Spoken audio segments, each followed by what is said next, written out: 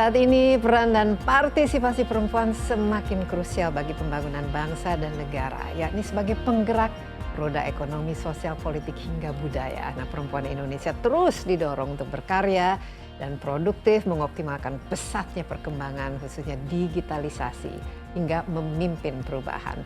Nah, para perempuan Indonesia seolah menelusuri jejak pahlawan nasional Raden Adjeng Kartini sebagai pelopor gerakan emansipasi perempuan. Perjuangan Raden Adjeng Kartini memberikan kesempatan kepada perempuan Indonesia untuk dapat berperan aktif dalam setiap sendi kehidupan, termasuk di era pandemi. Lalu seperti apa sepak terjang para Kartini masa kini? Insight akan membahasnya bersama saya, Desi Anwar.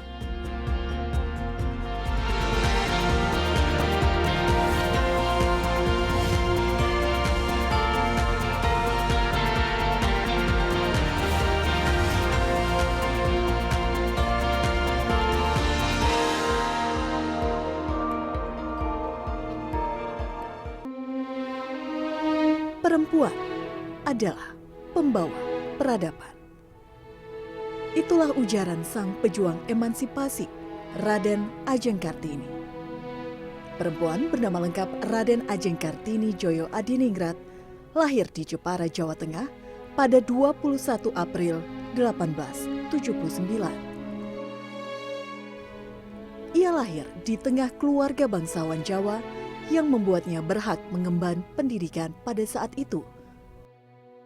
Pemikiran Kartini mengenai emansipasi wanita pun mulai berkembang karena teman-teman korespondensinya di Belanda.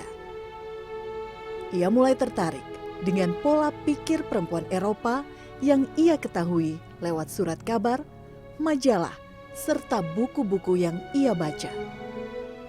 Melalui berbagai buah pemikiran, tulisan, serta jalan hidup yang menginspirasi, Kartini meninggalkan makna tersendiri bagi perempuan Indonesia.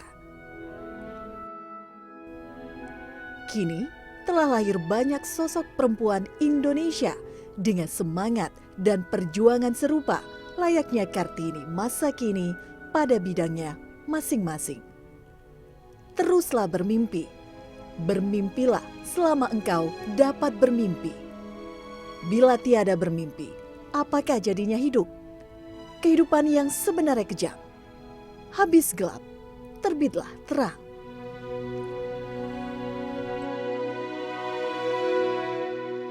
Perjuangan Indonesia melawan pandemi COVID-19 tak terlepas dari turun tangan para perempuan hebat. Mereka yang berkecimpung langsung dalam penanganan persiapan vaksin hingga menyuarakan suara masyarakat lah yang menuntun langkah Indonesia pada tahap demi tahap pemulihan. Nah, untuk memahami lebih dalam perjuangan sosok Kartini yang mencerahkan informasi pada masa pandemi COVID-19 ini sudah hadir bersama saya Siti Nadia Tarmizi selaku Sekretaris Direktorat Jenderal Kesehatan Masyarakat Kementerian Kesehatan. Dan wajah Bu Nadia sudah tidak asing lagi. Ia adalah sosok yang selalu muncul untuk memberikan edukasi dan sosialisasi kepada masyarakat tentang pandemi COVID-19. Dan sebelumnya, Bu Siti Nadia ini bertugas sebagai juru bicara vaksinasi COVID-19. Apa kabar Bu Nadia? Sehat baik. Selalu? Alhamdulillah. Suasana sekarang udah lebih baik ya. Sudah lebih baik, tapi ya protokol kesehatan masih terus kita jaga. Tentu saja kita sudah booster juga di sini. Bu Nadia tentu saja sudah lengkap booster, ya? Ya, sudah booster tentunya pada waktu awal ya. Dan memang kalau kita lihat ya, sudah laju penularan daripada COVID terus turun. Moga-moga kita bisa segera tuh mencapai situasi endemi ya. Kita bisa kembali rangkul the new normal ya, tapi tentu saja kita harus jaga-jaga karena namanya pandemi ya, karena namanya virus kita tidak tahu kira-kira seperti apa mutasinya. Nah, Bu Nadia, ini sebenarnya wajah Bu Nadia kan bagi kita wartawan sudah tidak asing lagi pada khususnya ketika zaman pandemi itu ada saat puncak-puncaknya kita selalu mencari Nadia untuk memberikan kita informasi, edukasi. Kita lihat sosok Bu Nadia ini sosok pencerah yang sangat dibutuhkan ketika masyarakat seluruh Indonesia membutuhkannya. Mungkin bisa share sedikit Bu Nadia, kira-kira bagaimana di balik penanganan dan memberikan informasi edukasi khususnya pada masyarakat, apalagi pada awal-awal di mana banyak sekali miskomunikasi, disinformasi dan lain sebagainya. Apa kira-kira tugas pokok dan hari-harinya itu seperti apa, Nadia? Iya, jadi Mbak Desi tentunya kita tahu ya salah satu kunci dari kita melakukan penanganan pandemi adalah bagaimana kita mengkomunikasikan terkait langkah-langkah yang diambil pemerintah kepada masyarakat ya.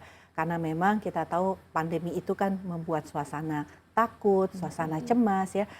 Oleh karena itu kita harus mampu bisa menjelaskan kepada masyarakat supaya masyarakat memahami bahwa tindakan-tindakan ini memang diperlukan untuk kita bisa mengatasi situasi yang ya kalau saya bilang sedikit situasi peperangan ya karena pandemi itu kan menghentikan semua kegiatan kita dan itu juga perlu untuk kita lakukan bagaimana yang kita sebut sebagai komunikasi resiko ini dapat tersalurkan kepada masyarakat dan masyarakat memahami dan berperan aktif akhirnya berkolaborasi dengan kita untuk bersama-sama menangani pandemi ini. Ya, komunikasi dan edukasi sangat penting, apalagi ini sesuatu yang masih baru, apalagi banyak sekali di antara kita juga yang memberikan informasi kurang paham dan yang memerlukan tentu saja bantuan dari pakar dan ini situasi yang berubah setiap saatnya. Nah, apa kira-kira yang harus disiapkan sebagai orang yang memang ditugaskan untuk memberikan informasi, edukasi, mengkomunikasikan ini? Riset apa yang dilakukan dan kemudian kira-kira bahan-bahan yang perlu disiapkan dan juga jurus-jurus untuk memberikan pencerahan ini kepada masyarakat. Iya, jadi tentunya saya tidak bekerja sendiri. Artinya apa yang kemudian menjadi kebijakan khususnya Kementerian Kesehatan, apa yang menjadi kebijakannya Pak BGS ya, ini yang harus kemudian kita bisa sampaikan kepada masyarakat supaya masyarakat juga memahami dan building trust juga ini yang paling penting bahwa betul sekali yang Mbak Desi sampaikan ini penyakitnya baru kemudian kita kadang-kadang harus merubah kebijakan ataupun apa yang sudah kita putuskan untuk kemudian responnya menjadi lebih baik. Nah yang lain adalah berita karena ini suatu yang baru berita yang beredar kan juga macam-macam informasi apalagi yang sekarang ada medsos yang memberitakan hoax dan lain sebagainya. Betul. Nah jadi oleh karena itu tentunya setiap ada sesuatu yang diputuskan, yang diambil sebagai tindakan, inilah yang kita komunikasikan. Nah tentunya mengemas tadi yang Mbak Desi sampaikan, analisa-analisa para ahli, data-data ahli, kemudian bahasa-bahasa mungkin medis, bahasa-bahasa ilmiah, itu bagaimana diterjemahkan untuk dikomunikasikan kepada masyarakat, diedukasikan kepada masyarakat, supaya masyarakat tuh dengan mudah menerima dan kemudian juga memahaminya. Iya, dan apalagi kan level masyarakat kita kan sangat berbeda dan dari daerah ke daerah dan juga mungkin ada pemahaman atau ada yang percaya, tidak percaya dan lain sebagainya. Jadi tools yang digunakan, apalagi sekarang kan dengan teknologi yang semakin lama semakin kita gunakan, apa-apa saja yang digunakan dan juga melihat cara-cara komunikasi yang berbeda. Tentu saja dengan media mainstream seperti kita, televisi, radio, dan koran, tapi juga untuk medsos dan platform-platform online lainnya kan perlu ada strategi tertentu. Betul. Jadi kalau memang ada satu keputusan atau kebijakan, tentunya melalui media mainstream kita sampaikan. Tetapi kemudian ini diiringi juga dengan berbagai media sosial lainnya ya. Ada Facebook, Instagram, kemudian juga TikTok kita gunakan ya. Juga kalau kita lihat Instagram Live pun bisa kita lakukan ya seperti itu. Dan jadi sangat efektif tentang edukasi ya, dan langsung ya pada waktu kita melakukan Instagram itu kan kita langsung berhadapan dengan audiens secara langsung ya. Nah kemudian tentunya infografis yang melalui Twitter ataupun juga melalui Instagram tadi itu tetap kita lakukan. Nah ini kan apalagi pada bulan-bulan puncaknya, khususnya ketika Delta pada bulan Juni, Juli tahun lalu, dan juga ketika Omikron bulan Februari, Maret tahun ini, Bu Nadia. Bentuk hari Bu Nadia ini seperti apa? Karena kan harus mendapatkan terus-menerus ya informasi dari Menteri Kesehatan itu sendiri, tapi juga ada informasi-informasi yang harus disampaikan, pertanyaan dari wartawan dan juga dari masyarakat. Bagaimana kira-kira hari-hari yang tersibuk itu seperti apa? Iya, rasanya sejak mengemban tugas sebagai juru bicara, waktu kerja menjadi 24 jam, 7 hari dalam seminggu ya. Jadi HP terus ada di HP harus berada di sebelah kita terus, karena kalau telat sedikit biasanya teman-teman jurnalis tuh miss call gitu ya, seperti itu. Dan jadi itu memang artinya media komunikasi yang harus saya jalani ya. Jadi pertama tadi pertanyaan itu sangat banyak dan kadang-kadang tidak satu topiknya pada yang bersamaan, sehingga tentunya kadang-kadang contohnya seperti apa dan bagaimana pertanyaan itu datang? Apakah lebih banyak lewat misalnya platform media sosial seperti WA atau lewat mana yang paling sering harus ditangani? Ya, umumnya diskusinya itu adalah melalui WA ya, karena biasanya media online itu banyak sekali. Kemudian kalau terkait seperti wawancara langsung atau live langsung itu juga kita harus siap kapan saja, pagi siang malam. Dan kadang-kadang topiknya bermacam-macam begitu ya. Jadi artinya pada saat tadi saya sampaikan topik itu menjadi sesuatu yang di-highlight ya.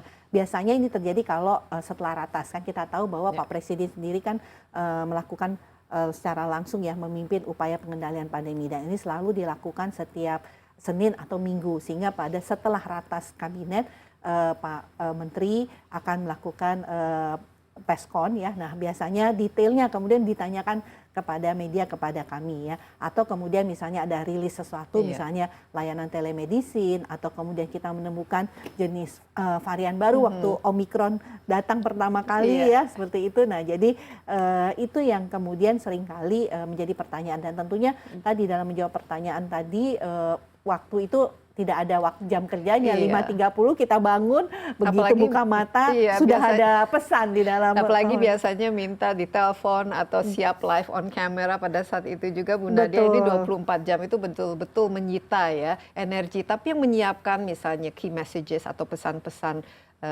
highlight yang harus di-highlight itu siapa?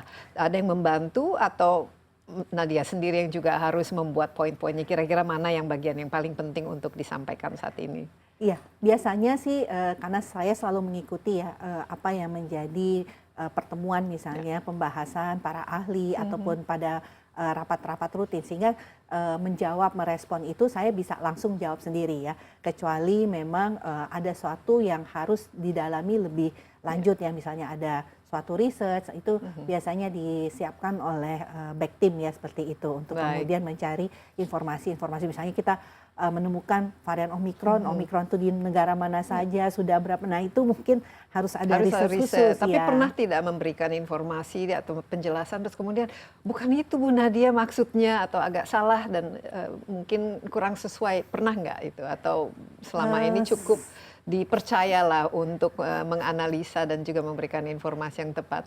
Selama ini sih komunikasi cukup baik ya, saya belum pernah mengalami hal seperti itu ya Mbak Desi ya. Artinya kalaupun misalnya kurang pas, biasanya teman jurnalis akan mengatakan ada informasi yang lain seperti ini atau tidak. Iya, Bu Nadia ini luar biasa, ini menarik ya pencerahannya. Kita masih ada satu segmen lagi, jadi jangan kemana-mana dulu, tetaplah bersama Insight with Desi Anwar. Kami akan segera kembali.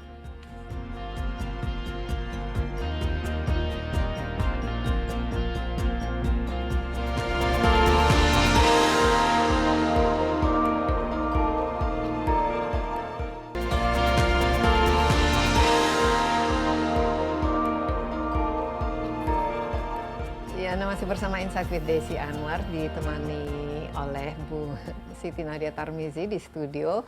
Kita masih mengenai Kartini masa now ya, sang pencerah zaman sekarang, dan Bu Nadia Tarmizi adalah Sekretaris Direktorat Jenderal Kesehatan Masyarakat dari Kementerian Kesehatan, dan kita mengapresiasi peran sebagai apa yang dimainkan selama ini oleh seorang Bu Nadia, apalagi kita di media ya, itu biasanya Bu Nadia yang paling dipanggil untuk memberikan pencerahan, informasi, dan juga mengkomunikasikan hal yang sangat-sangat penting bagi publik. Nah, pekerjaan 24 jam tentu saja, sempat tidur tapi bagaimana mengatur work-life balance atau semuanya ya, memang pada saat itu apalagi pada hari-hari gentingnya itu kerja pandemi itu ya Mbak Desi ya. Ya sebenarnya bukan 24 jam tuh artinya saya sama sekali tidak istirahat ya, tapi artinya begitu saya buka mata, pesan biasanya di telepon saya itu sudah cukup banyak ya, artinya harus respon.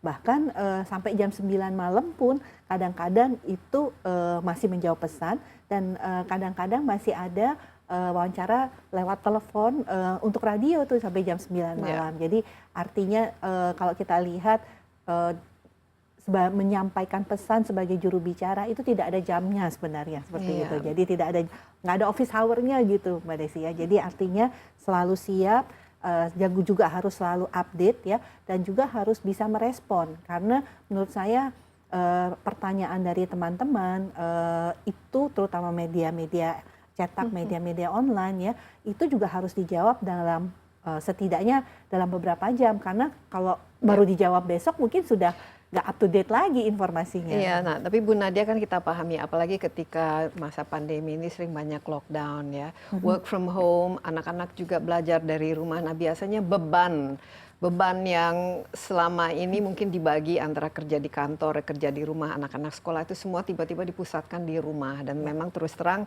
biasanya peran sosok perempuan khususnya ibu ini lebih berat lagi. Betul. Nah ini bagaimana Bu Nadia sendiri sebagai seorang yang memang karirnya itu begitu sangat penting, kontribusinya sangat penting, tapi juga harus menjaga supaya dari segi keluarga juga tetap dijaga, apalagi kan harus belajar, anak-anak juga mendampingi dan juga semuanya itu masih harus diperhatikan. Ini bagaimana Bu Nadia? Iya, jadi betul sekali ya Mbak Desi, bahwa perempuan di masa pandemi saya melihatnya justru bertambah bebannya ya, terutama mungkin perempuan yang selama ini juga berkarir ya.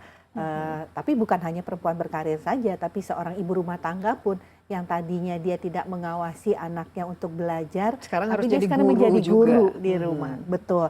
Dan bukan hanya itu, dia harus bisa menciptakan bagaimana anak-anak yang pada waktu itu harus melakukan PJJ di rumah itu tetap bertahan di rumah. Jadi dia harus kreatif, membuat suasana rumah, anak-anak senang, betah di rumah. Itu juga suatu hal yang menurut saya juga luar biasa di masa pandemi, peranan perempuan.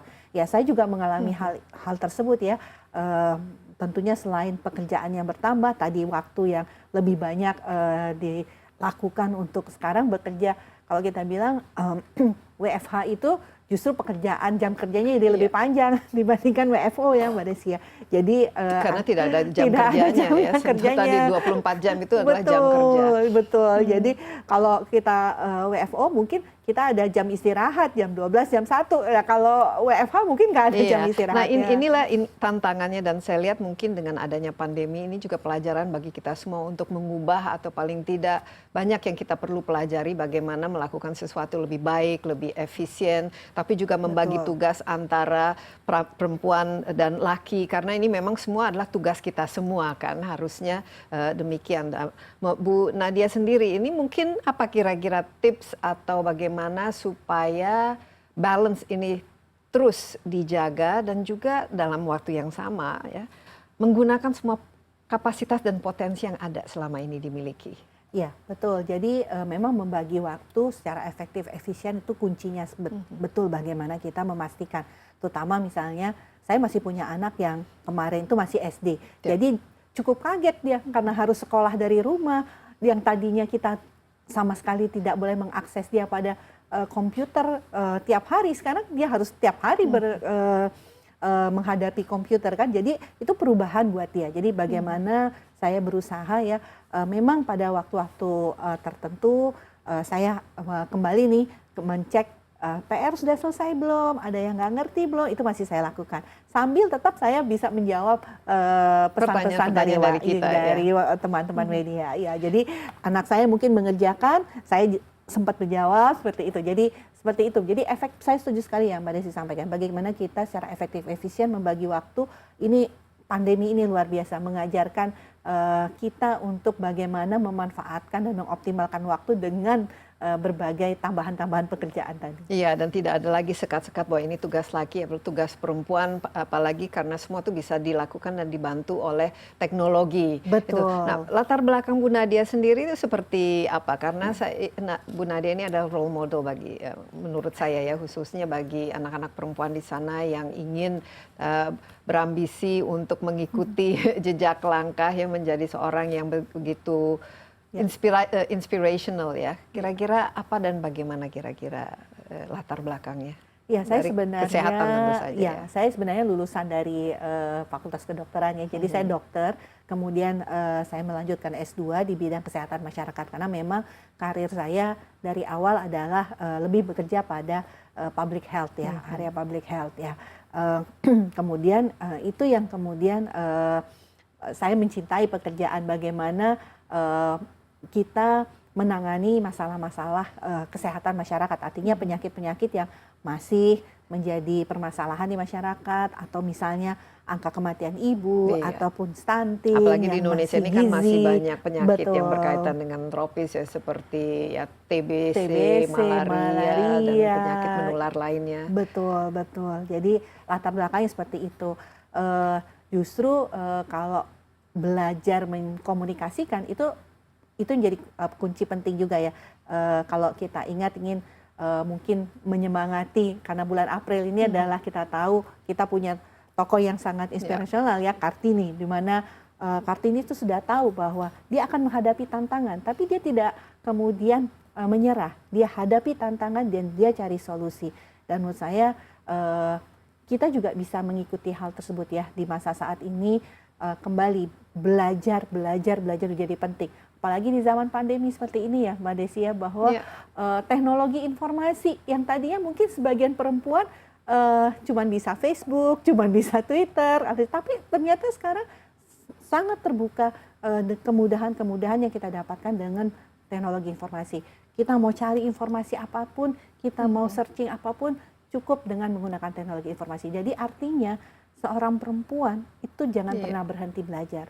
Dan pandemi walaupun di sisi lain menimbulkan masalah, tapi di sisi lain kita petik ya hal-hal positif dari jangan pandemi berhenti ini. belajar dan gunakan teknologi untuk memajukan diri, untuk bisa lebih berperan dan berkontribusi kepada kebaikan masyarakat secara keseluruhan.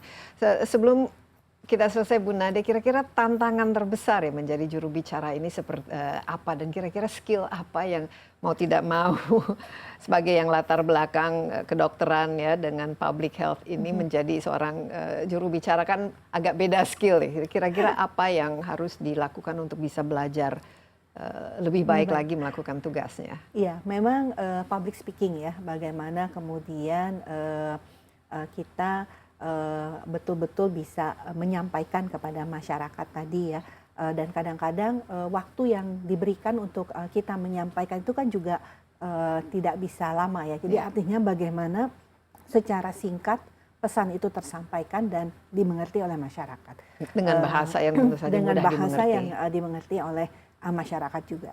Jadi itu yang menurut saya menjadi kunci utama ya. Yang kedua adalah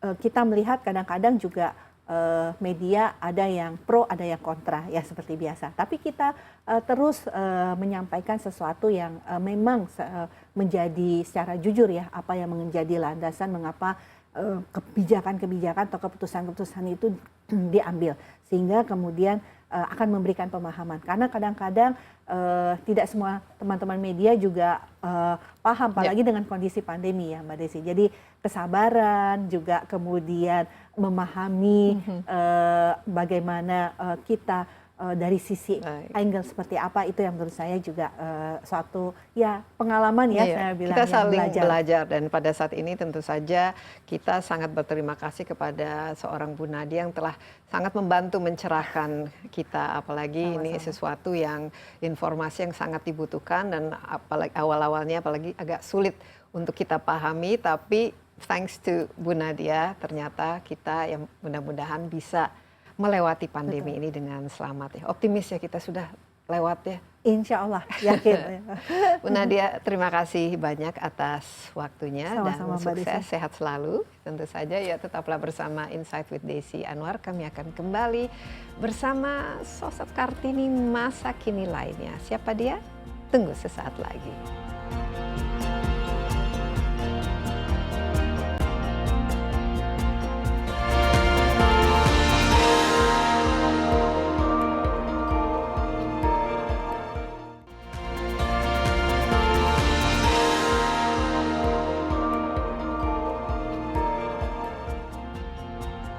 Peneliti Peneliti perempuan menjadi bagian dari modal sumber daya manusia unggul yang penting dalam membangun kemajuan suatu bangsa.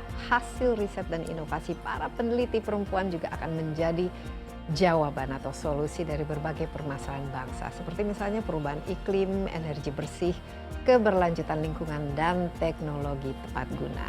Untuk membahas kiprah perempuan di dunia sains, teknologi, engineering, dan math atau dikenal sebagai STEM, sudah hadir bersama saya di studio sosok Kartini masa kini lainnya, Profesor Enia Listiani Dewi selaku peneliti bidang teknologi proses elektrokimia dari Badan Riset dan Inovasi Nasional BRIN. Halo Profesor Enia, apa kabar? Alhamdulillah. Senang sekali bertemu sekali. dengan, saya penggemar ini kalau kita bicara mengenai science, teknologi, sesuatu yang sifatnya high tech, karena menurut saya ini semakin banyak harusnya ada di Indonesia ya, inovasi dan juga riset-riset, dan apalagi kalau dibidangi oleh perempuan. Kita inginkan itu makin besar ya peran perempuan, karena sekarang angkanya sangat menurun. Iya, kenapa ya ini? Padahal ini kan sesuatu yang tidak ada, kalau kita lihat tidak ada aspek gendernya kan. Ini adalah otak ya, otak untuk berkreasi, berinovasi. Tapi Bu Eni sendiri melihat kenapa bagian sisi ini apakah kurang menarik atau dianggap terlalu susah atau bukan ranah dari... Ya, itu paradoks kan, paradoks yang ada gitu. Sementara kalau kita ngelihat angka yang ada di Indonesia ini, lulusan sarjana kita 55% perempuan. Iya. Tapi setelah bekerja turun jadi 30%-an. Apalagi yang masuk ke STEM, 18% saja kurang. Di BRIN sendiri sekarang periset perempuan katakanlah ada 35%. Tetapi dari situ pun STEM mungkin ya sekitar 20-an ya, karena kebanyakan kan mungkin sosial gitu. Nah ini yang... Tapi menurut Mbak Eni sendiri ya kenapa ya ini? Karena pertama kita sangat membutuhkan, tidak ada namanya negara yang sukses tanpa inovasinya, tanpa teknologinya, tanpa hasil risetnya. Pemerintah sendiri juga sudah berambisi ya untuk melahirkan begitu banyak riset yang bisa diterapkan. Keberadaan BRIN inilah sebenarnya juga dikhususkan untuk melahirkan berbagai macam inovasi yang sangat diperlukan. Bagaimana supaya lebih menarik lagi, khusus bagi kaum perempuan seperti seorang Profesor Eni ini di sini? Ini kalau saya melihatnya budaya kita ya. Budaya kita masih tadi, kalau perempuan sudah lulus sarjana pun ternyata setelah bekerja ada seorang pasangannya yang menuntut agar tidak usah bekerja begitu. Nah, ini ada kan, ekspektasi. Iya. Dari masyarakat maupun dari diri sendiri mungkin. Betul, sehingga itu juga salah satu faktor yang menurunkan. Nah, sehingga kita butuh laki-laki yang pemikirannya itu terbuka, dan itu kalau boleh saya katakan itu adalah male champion gitu. Jadi kita menginginkan adanya sosok yang membuka jalan kita, mendorong jalan kita.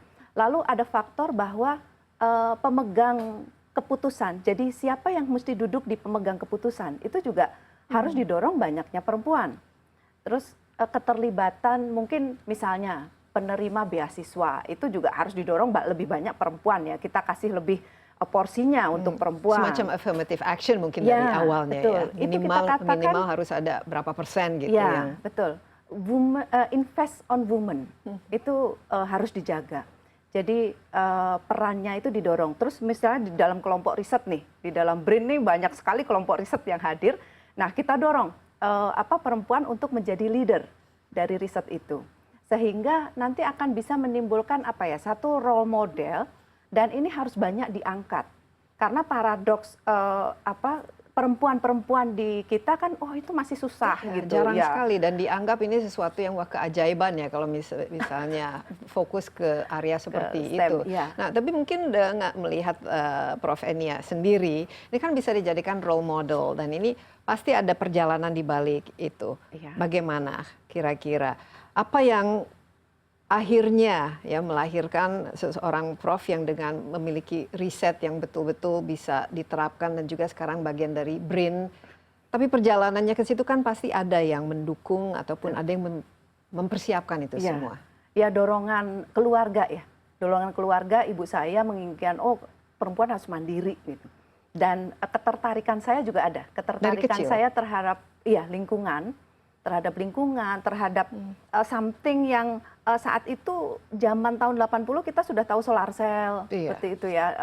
Ada gaung bahwa Indonesia ini punya renewable energy. Nah itu saya melihatnya tuh kok menarik begitu. Jadi ada apa ya passion dari saya sendiri untuk memang menggeluti itu.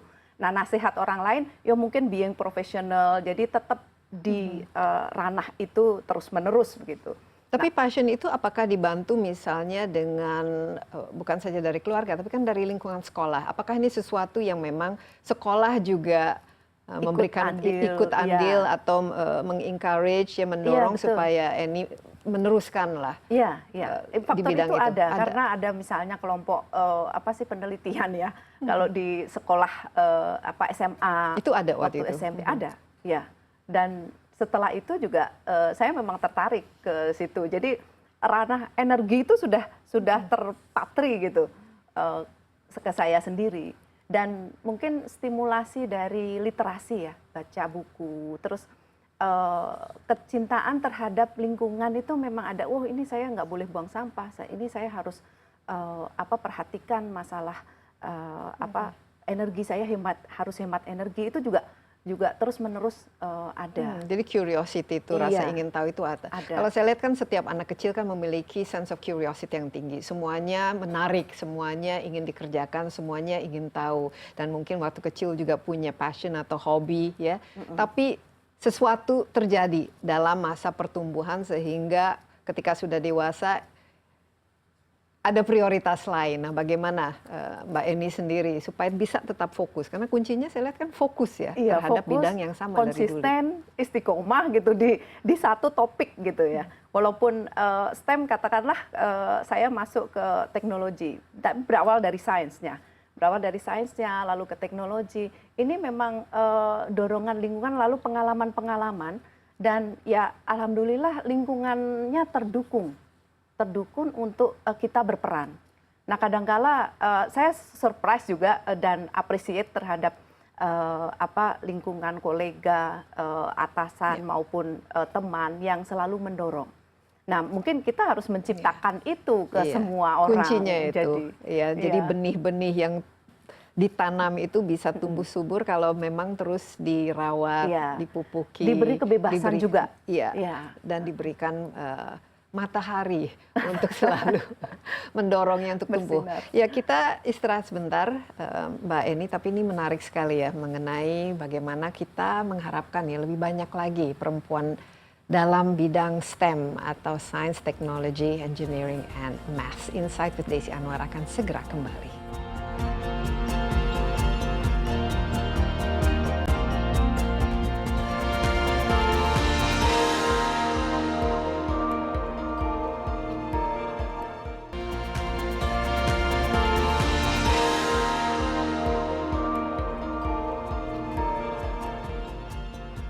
Kembali bersama Insight with Desi Anwar. Di studio saya ditemani oleh Profesor Eni selaku peneliti bidang teknologi proses elektrokimia Badan Riset dan Inovasi Nasional BRIN. Dan Profesor Eni ini merupakan wanita pertama yang menerima penghargaan teknologi dari Baharudin Yusuf Habibie atau Baharudin Yusuf Habibie Technology Award BJTA ini atas penelitiannya terhadap teknologi fuel cell. Wow, luar biasa. Ini sangat penting ya, apalagi sekarang ketergantungan kita terhadap yang namanya fossil fuels ya, dan energi yang harusnya semakin lama semakin terbarukan, semakin bersih. Jadi relevan sekali ya ini. Sangat. Kenapa waktu itu tertarik untuk membuat riset mengenai fuel cell, dan lebih penting lagi ini fuel cell ini apa sih? Iya Mbak Desi, tahun 2010 ya kira-kira, hampir 10 tahun yang lalu lebih. Itu saya menerima Habibie Award pertama kali untuk saya. Itu yang karena basic science-nya. Jadi karena temuan masalah membran, masalah katalis, jadi scientific levelnya. Lalu baru setelah itu 2018 saya menerima yang BJ Habibie Technology Award itu tadi. Karena sudah mengaplikasikan ke motor, ke mobil, roda 4 ya sudah kita buat gitu. Nah, ini sel bahan bakar sendiri, kalau mungkin belum terlalu banyak yang tahu ya. Tapi ini fuel cell penting itu. karena kita semua pasti menggunakan. Iya. Nah, itu seperti baterai. Jadi prosesnya adalah elektrokimia, menggabungkan oksigen dan menggabungkan gas hidrogen, itu diubah menjadi air, tetapi sekaligus menghasilkan listrik.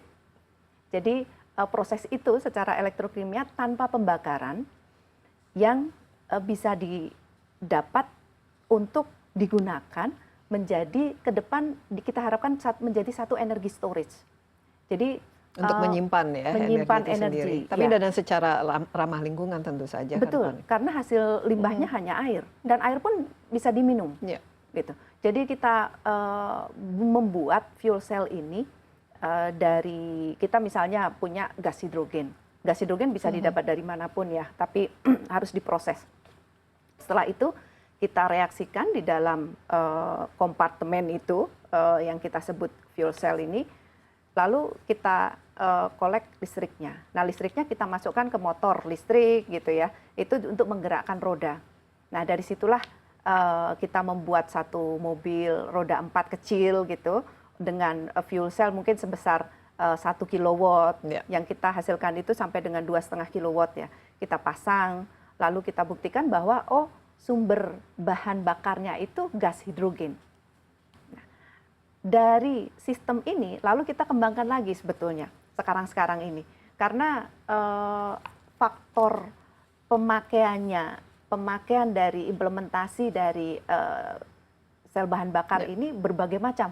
Bisa digunakan di perangkat elektronik, pencatu daya, di transportasi, juga bahkan di industri. Ya, ini berapa lama Prof. Eni melakukan riset ini sampai dikembangkan? Sudah dari 2004 ya, jadi sekitar 19 tahun. Wow, luar biasa ya. Dan ini kalau kita lihat ke depan kan sekarang juga semua sudah menuju electric vehicle, semua serba berbasis baterai, semua serba harus sustainable lah dan tidak menggunakan bahan bakar minyak itu sendiri. Betul, kalau ditambah hidrogen, jarak tempuh dari kendaraan listrik ini tambah panjang. Karena dalam satu kompartemen, misalnya saya membuat motor fuel cell itu, satu gas seperti ini bisa menempuh sekali charge, sekali isi gas, langsung 750 km. Wah, ini scalable, sekarang sudah diproduksi? Belum, Nah, karena ini karena kalau sekarang kan artinya baterai pakai lithium dan lain sebagainya, ini lebih bagus lagi. Ini menambah jarak tempuh. Karena dengan kompartemen yang lebih kecil, dimampatkan gasnya, itu bisa menempuh jarak yang lebih panjang. Oke, kapan ini bisa Nah, prediksi ataupun secara luas roadmap dari Indonesia itu memprediksikan 2030 baru masuk sektor transportasi. Jadi ya semoga saya bisa konsisten ya. Maksudnya pendanaan riset juga harus masuk ke ranah hidrogen teknologi. Dan ini juga ada dukungan untuk itu. Ya, insya Allah pemerintah ada. berkomitmen. Dan ini di bawah BRIN kan sekarang kan? Di bawah BRIN, ya. Dan saya melihat justru karena sejak COP26 dan kita menuju net zero emission itu. Yang 2060 ya? Kalau bisa 2050 katanya. Lebih cepat. Lebih cepat. Kalau dalam konsep 2060, itu tahun 2030 utilisasi atau pemakaian dari hidrogen diprediksi sebesar 300-an megawatt, 328 tepatnya, lalu 5 tahun lagi naik ke 350-an, lalu 10 tahun kemudian 2040 itu diperkirakan naik ke 27 kali lipat, bahkan sampai 9 giga. 9 giga. Luar biasa. Net zero pada saat kita mencapai 2060 menjadi 52 giga. Nah, ini demand dari hidrogen terpetakan bahwa kita membutuhkan itu untuk menurunkan emisi. Nah, ini yang harus kita kawal. Nah, mudah-mudahan apa yang kita inisiasi sekarang ini sudah jadi prototipe gitu ya. Iya. Itu bisa kemudian digunakan. Ya, yang penting lagi anggarannya selalu Betul, ada. Selama ini nggak ada masalah. Selama ini kecil-kecil. Selama ini masih kecil. Karena saya lihat justru ini harusnya jadi prioritas ya. Karena salah satu kuncinya itu adalah bagaimana kita mengurangi emisi yang justru keluar dari yang transportasi. Itu sebagai salah satu produsen emisi gas rumah kaca yang tinggi Betul. kan. Nah, Betul. Sekarang solusinya kan kita masuk ke kendaraan listrik dulu. Ke kendaraan listrik tercipta ekosistemnya, semua mencintai energi, pergantian lifestyle ya, makin smart tertarik ke city situ. semua Ya, harus betul. ramah Nah, lingkungan, apalagi berikut ibu kota baru ini harus semua Iya. Berikutnya kan green technology. penurunan emisi tidak hanya di sektor transportasi, tetapi di industri. Nah, hidrogen itu fuel cell juga, karena fuel cell itu mengkonvert hidrogen tadi ya, itu digunakan lebih baik sekarang itu direncanakan di industri. Jadi nanti penurunan industri akan Jauh berkurang. Iya, emisinya akan jauh lebih berkurang. Kita sebutnya itu sekarang green hydrogen juga ada gitu. Iya. Jadi hidrogen kita bisa dapat dari elektrolisa air ya. Sistem-sistem seperti itu ini harus diterapkan untuk pengguna hidrogen di industri, karena dengan begitu emisinya akan Iya, dan ini bisa harus didukung turun. karena Indonesia sendiri kan Betul. memiliki target yang cukup tinggi, ingin mengurangi jumlah emisi minimal tahun 2030 29% kalau tidak salah. Kalau kita lihat sekarang justru dengan harga minyak semakin tinggi dan juga kebutuhan semakin meningkat, ketergantungan kita terhadap fossil fuel ya atau batu bara dan minyak bahan bakar itu kan masih sangat-sangat tinggi. Masih ada, Jadi kita ya. harapkan ini semua bisa digunakan secepat mungkin ya. Tapi Betul. Prof, ini dukungan terhadap ini terasa sangat baik selama ini, baik dari kolega maupun dari lembaga dan institusi serta pemerintah itu sendiri. Betul. Pendanaan untuk alat-alat untuk riset dan lain sebagainya. Ya, dari target pemerintah 23% EBT di 2025 itu kan ini semacam target optimis ya. Kita harapkan dalam waktu 3 tahun sih bisa tercapai. Tetapi faktanya sekarang kan masih sekitar 13%. Waktu itu kita menghitung energi outlook 13%. Jadi ada 10% nih harus kita kejar di 3 tahun ini. Setelah itu harus kita kawal pemberhentian batu bara dan sebagainya ya. Memang di sisi riset kalau kita lihat atensi pemerintah terhadap riset tentang energi ini besar. Ya kita harus konsisten lah, bukan hanya pas booming saja didanai terus. Memang kalau atensinya enggak, besar karena kita juga punya target yang cukup Betul. ambisius, tapi mungkin sering banyak sekali distraction gitu. ya, Tiba-tiba beralih. prioritasnya yang di atas tiba-tiba jadi semakin lama semakin ke bawah. Ya kita mudah-mudahan kita harapkan fokus terhadap perkembangan inovasi seperti ini tetap dijalankan ya. Mbak Eni, kita masih ada satu segmen lagi. Tetaplah bersama kami. Insight with Desi Anwar akan segera kembali.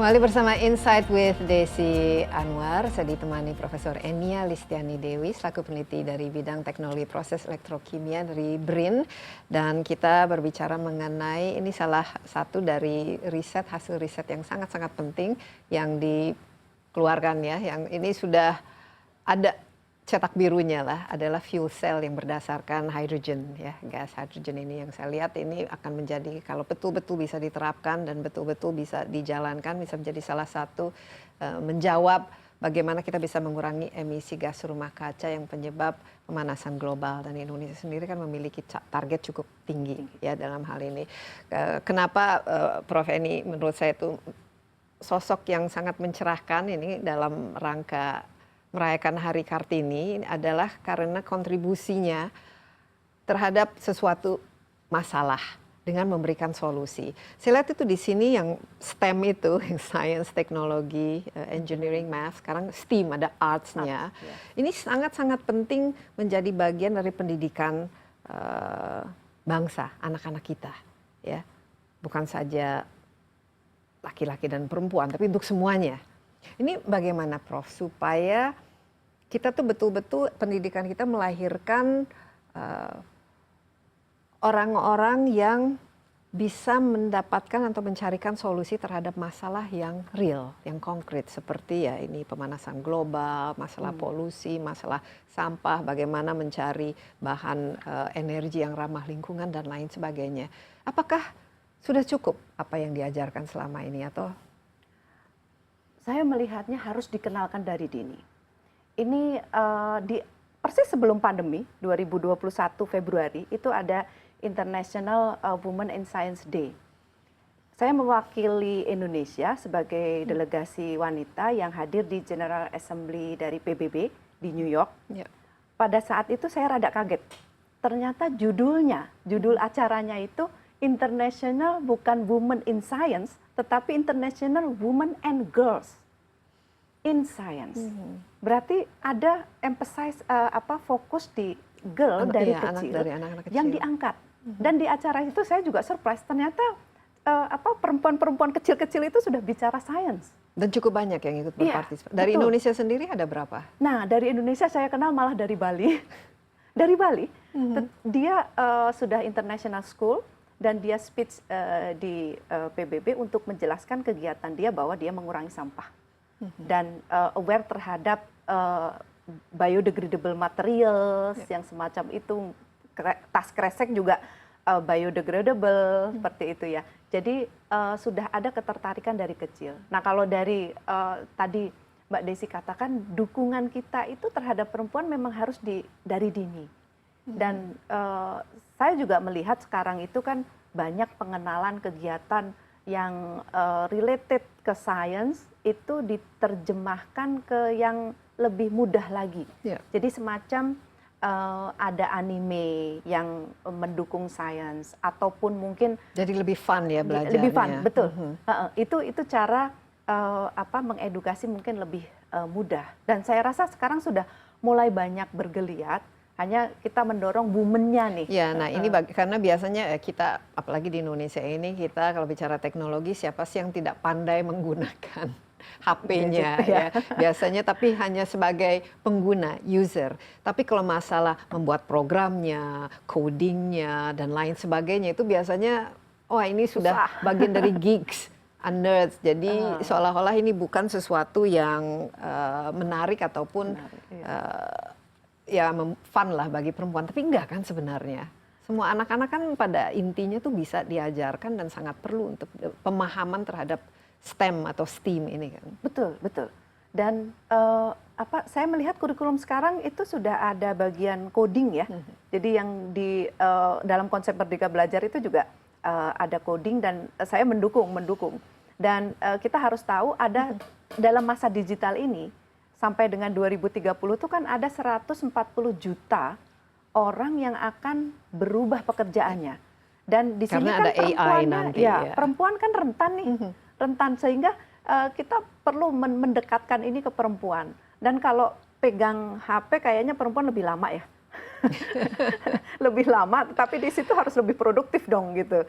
Jadi kita dorong, kita minta, walaupun saya ke anak saya juga gitu, ada anak saya yang perempuan itu juga saya sangat mendorong dia untuk tahu melakukan nggak caranya sesuatu. Bagaimana membuat aplikasi misalnya atau melakukan coding ya, bukan hanya menggunakannya kan. Jadi itu di kurikulum sarjana ada ya, dan saya melihat dia belajar nih. Tetapi dia sudah karena suka art juga, jadi menggambar digital itu sudah bisa dengan sendirinya. Makanya sekarang bukan STEM lagi ya, STEAM, Science, Technology, betul. Engineering, Artnya itu dan Math. Nah, Prof kalau di Indonesia ini selevel Prof ini ada berapa jumlahnya yang perempuan? Kita penduduknya 270 juta sekian pasti. Iya, 74 juta ya. Dari situ kalau dari angkanya BRIN itu sekitar 4.000 orang perempuan. 4.000 orang perempuan, mungkin sekitar 3.000 ataupun 2.000-an yang STEM yang fokus ya. STEM, karena kebanyakan kan sosial ya. Dari situ sekitar 2.000-an, lalu angka dari dosen kalau nggak seingat saya ada 123.000 dosen perempuan. Kalau dari situ taruhlah separohnya berarti sekitar 50.000 tambah cuman ya paling 50.000 ya. 50.000 dari 247 juta. Iya, jadi sangat-sangat kecil sekali ya proporsinya. Ini apa yang misalnya dalam lingkungan itu sendiri, dalam institusi, apakah ada halangan-halangan mungkin yang membuat lebih susah untuk masuk ke bidang STEM atau STEAM bagi perempuan, atau sebenarnya sama saja tantangannya atau kualifikasinya dan sama saja ya. Karena kadang-kadang yang juara kelas itu kan perempuan ya. Ya. Dan apalagi ya betul tadi. Biasanya kalau lulus ini S1 itu kebanyakan ya mereka lebih rajin mungkin. Betul. Nah, ini kalau saya melihat peran perempuan mungkin belum terlihat karir path-nya. Sehingga dia tidak merasa di situ bisa the next Steve Jobs, bisa jadi Elon Musk. Itu yang kita dorong, bisa. iya betul. Betul. Bisa menciptakan sesuatu yang sangat-sangat berguna kan. Ini kalau saya melihat memang kalau culture masih ada ya di kita itu. Tapi semoga dengan adanya digitalisasi di online shop dan sebagainya itu kan peran perempuan banyak. Dan dari kecil juga sudah kecil, mendapatkan exposure terhadap coding atau bagaimana membuat aplikasi, membuat sesuatu, anime ya. Dan anak-anak milenial sekarang menurut Mbak Eni jauh lebih ini ya, mereka lebih dia lebih nggak gaptek ya yang jelas ya. Pasti langsung bisa gitu. Jadi saya juga belajar dari anak saya malah yang kemarin itu bagaimana menggambar digital. Saya juga suka gambar, tetapi biasa ya hard copy gitu. Jadi kalau dia sudah soft file, dan ini saya rasakan berarti ada peningkatan nih ketertarikan itu. Tapi apa skill-skill yang diperlukan atau diasah dan harus dipupuk kalau kita ingin memasuki STEM ini dan menjadikan career path lah istilahnya, karena ya bukan hanya kalau sudah lulus atau sudah wisuda melakukan sesuatu yang di luar itu, tapi terus-menerus berkarir sehingga akhirnya bisa menciptakan sesuatu, berinovasi, membuat sesuatu yang bermanfaat. Kalau saya lihat perempuan itu harfiahnya itu kan ulet, telaten, teliti ya, dan bisa konsisten juga gitu. Sehingga ini satu skill yang bisa menjadi dasar dari perpindahan ke digitalisasi, transformasi digital itu. Dan mau nggak mau harus ke sana. Selain digitalisasi pun otomatisasi, robotik, itu kan semua pasti ada. Nah, ini juga harus tadi, memang kalau yang generasi sekarang dipaksa langsung begitu mungkin nggak bisa, tapi kita harus ngomong ke yang generasi berikutnya untuk bisa mengadop itu dan menyukainya. Kan ini faktor kesukaan ini yang paling Kalau dengan anak-anak sendiri bagaimana supaya mereka juga tertarik dengan bidang STEM ini? Mereka sudah kelihatan. Saya tidak pernah, ya ketiga-tiganya di STEM. Jadi informasi, ya bioteknologi, dan mungkin yang terakhir tertarik kepada chemicals. Jadi ada di STEM. Tapi saya tidak pernah menyuruh mereka belajar. Nah, justru. ini mungkin karena lingkungan yang mendukung, karena mendapatkan exposure dari kecil, dan juga karena memang curiosity-nya itu betul-betul diarahkan. Lebih kepada tadi memberikan kebebasan untuk berpikir, tidak membatasi. Dan pasti dunia kan sekarang ada di genggaman, sehingga kita batasin juga mereka pasti mencari gitu. Nah, dorongan untuk ketertarikan ini perlu diasah, dan saya pikir pemerintah kan banyak sekali ya program-program di misalnya kejuaraan e-sport, kejuaraan apapun gitu. Nah, ini sebetulnya memang stimulan sih, stimulan yang kalau pengalaman saya, saya mendapatkan award itu juga karena stimulan dari orang lain, dan apalagi nanti kalau misalnya hasil dari fuel cell ini bisa diterapkan dan digunakan oleh semua orang, pasti rasanya kan juga kita berterima kasih, dan Mbak Eni kan sangat bangga kan pasti ya. Punya mimpi saya. Punya mimpi membangun kota hidrogen mungkin di ibu kota baru kali. Iya, kita dukung. Terima kasih. Dan semoga anggarannya juga dari segi dukungannya terus berjalan sehingga apa yang dicita-citakan, karena blueprintnya sudah ada dan ini sudah terbukti ya kalau bisa diterapkan inovasi ini. Sekali lagi Prof. Eni, terima kasih banyak. Semoga bisa menjadi role model untuk kita semua, khususnya bagi anak-anak perempuan di sana yang STEAM ya, science, technology, engineering, ada art sekarang, mathematics. Ini adalah hal yang sangat-sangat penting, skills yang kita miliki, karena banyak sekali masalah yang kita bisa carikan solusinya kalau kita fokus ke area STEAM itu sendiri. Prof. Eni, terima kasih, dan demikian Insight with Desi Anwar kali ini. Anda juga dapat menyaksikan tayangan ini di cnnindonesia.com dan di YouTube CNN Indonesia, Insight with Desi Anwar. Jangan lupa masih ada pandemi ya, jaga protokol kesehatan kita, jaga jarak, rajin cuci tangan, pakai masker, dan hindari kerumunan. Sampai jumpa, stay safe, bye-bye.